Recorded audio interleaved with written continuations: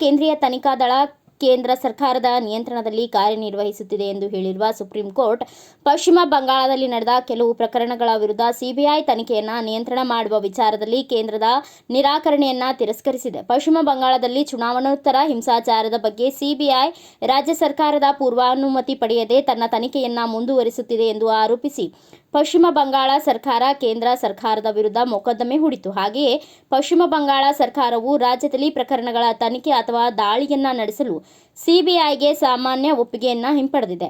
ಆದರೆ ಕೇಂದ್ರ ಸರ್ಕಾರವು ಪಶ್ಚಿಮ ಬಂಗಾಳದಲ್ಲಿ ನಡೆದ ಚುನಾವಣೋತ್ತರ ಹಿಂಸಾಚಾರದ ಬಗ್ಗೆ ತನಿಖೆ ನಡೆಸುವ ಹೊಣೆಯನ್ನು ನಾವು ಸಿಬಿಐಗೆ ನೀಡಿರುವುದಲ್ಲದೆ ಸಿಬಿಐ ಸ್ವತಂತ್ರ ಶಾಸನಬದ್ಧ ಸಂಸ್ಥೆಯಾಗಿದೆ.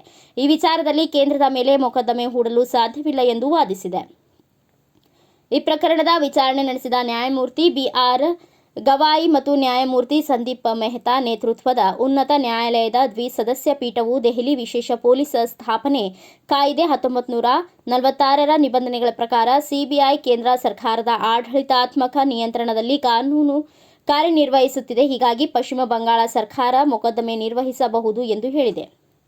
ನಮ್ಮ ದೃಷ್ಟಿಯಲ್ಲಿ ಸಿಬಿಐ ಒಂದು ಅಂಗ ಅಥವಾ ಸಂಸ್ಥೆಯಾಗಿದ್ದು, ಇದು ಡಿಎಸ್ಪಿಇ ಕಾಯ್ದೆ ಅಡಿಯಲ್ಲಿ ಜಾರಿಗೊಳಿಸಲಾದ ಶಾಸನಬದ್ಧ ಯೋಜನೆಯ ದೃಷ್ಟಿಯಿಂದ ಭಾರತ ಸರ್ಕಾರದ ಅಧೀನದಲ್ಲಿ ಸ್ಥಾಪಿಸಲ್ಪಟ್ಟಿದೆ ಎಂದು ನ್ಯಾಯಾಲಯವು ತಿಳಿಸಿದೆ.